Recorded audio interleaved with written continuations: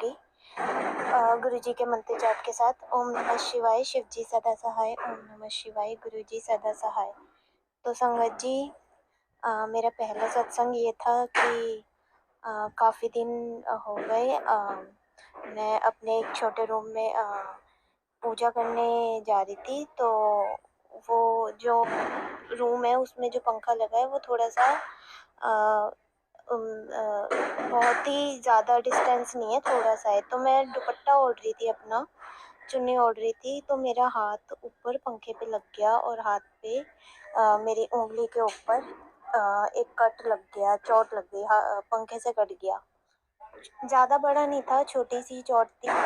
तो गुरुजी का स्वरूप भी सामने था, तो डायरेक्टली गुरुजी के स्वरूप को देखा। पहले तो बहुत लगा, फिर डायरेक्टली उनको देखा और शुक्राना निकला, क्योंकि संगत जी बहुत ही स्पीड में चल रहा था और जिस हिसाब से चल रहा था पंखा, वो फुल स्पीड में था। बाल-बाल बचाया गुरुजी ने छोटे से कष्ट को, बड़े वाले कष्ट को छोटे में करके दिया। इसके लिए अनंतम शुक्राना गुरुजी का। और संगत जी, इवन मैंने बैंडेज लगाने की कोशिश करी, 1-2 बार लगाई, लेकिन उस दिन मैं पूरी तरह से बैंडेज भी नहीं लगा पाई। शायद गुरुजी की इच्छा नहीं होगी, लेकिन वो ब्लीडिंग अपने आप बंद हो गई। शुक्राना गुरुजी।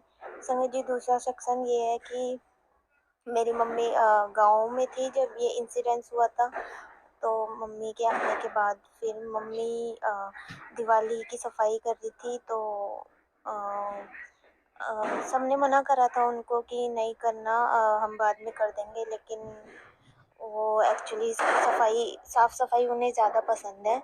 तो संगत जी, अ, मम्मी वॉशरूम क्लीन कर रही थी और क्लीन करते करते उनका पैर स्लिप हुआ और वो गिर गई और उनको बहुत पेन होने लग गया। फिर उसको उनको डॉक्टर के पास लेके गए, इंजेक्शन लगवाया पेन का। 1-2 दिन ऐसे ही आराम किया और थोड़ा-सा मैंने घी घी का जो प्रसाद है, वो प्रसाद में से ही था, तो वो मला मम्मी के। और मतलब ट्यूब वगैरह भी मली और जो दवाई थी वो भी ट्रीट करा। 2-3 दिन ट्रीट करा उनको, थोड़ा बहुत आराम था जब तक मसलते थे, मालिश करते थे तब तक। लेकिन संगत जी, वो पेन जा नहीं रहा था। तो मेरे को बहुत गुस्सा आया एक बारी मम्मी पे, क्योंकि मेरी मम्मी परहेज़ नहीं करती। उनको चावल खाने के लिए डॉक्टर ने मना करा था और उन्होंने खा लिए थे। तो उस दिन मेरे को गुस्सा आया उन पे और मैंने कहा, आपको अपनी हेल्थ की बिल्कुल भी परवाह नहीं है, आप सोचते नहीं हो, परहेज कर लो। क्योंकि जो चीज़ डॉक्टर बोलता है, क्योंकि उनको एसिडिटी हो गई, फिर उनको गैस बन गई थी, तो वो पेन। माफ़ करना संगत जी, गलती हुई हो तो मैं ये कह रही थी कि मम्मी के पेन होने लग गया, उनको गैस बन गई थी। तो मेरे को उन पे थोड़ा सा गुस्सा आ गया, क्योंकि हेल्थ को लेके वो केयरफुल ही नहीं थी। तो मैंने कहा कि आप एक्सरे क्यों नहीं करवाते हो, आप एक्सरे करवा लो।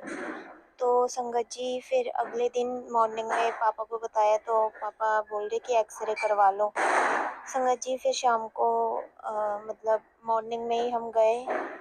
तो आप बिलीव नहीं करोगे, जिस शॉप पे हमने एक्सरे करवाया वो भी गुरुजी का स्वरूप था उस शॉप में। और मैंने बोला था, गुरुजी आप चलना। और पता नहीं सुबह से लेके शाम तक बस यही प्रेयर थी कि ज़्यादा कोई प्रॉब्लम ना हो।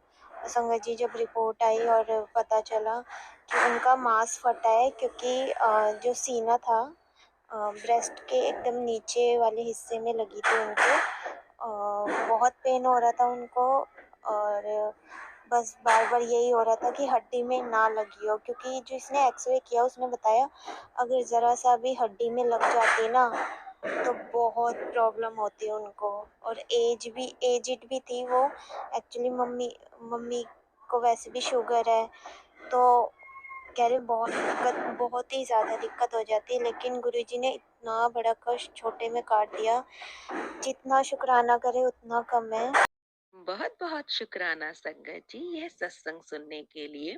संगत जी, अगर आप भी अपना कोई सत्संग गुरु परिवार के साथ, गुरु संगत के साथ शेयर करना चाहते हैं, तो आप हमें ऑडियो रिकॉर्ड करके, लिख कर या वीडियो रिकॉर्ड करके भी भेज सकते हैं।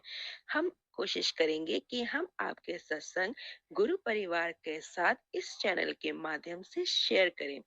संगत जी, आज के इस सत्संग को हम यहीं पर विराम करते हैं। यह एक सेवा है जो हम सभी को करनी चाहिए। जय गुरु जी, शुक्राना गुरु जी।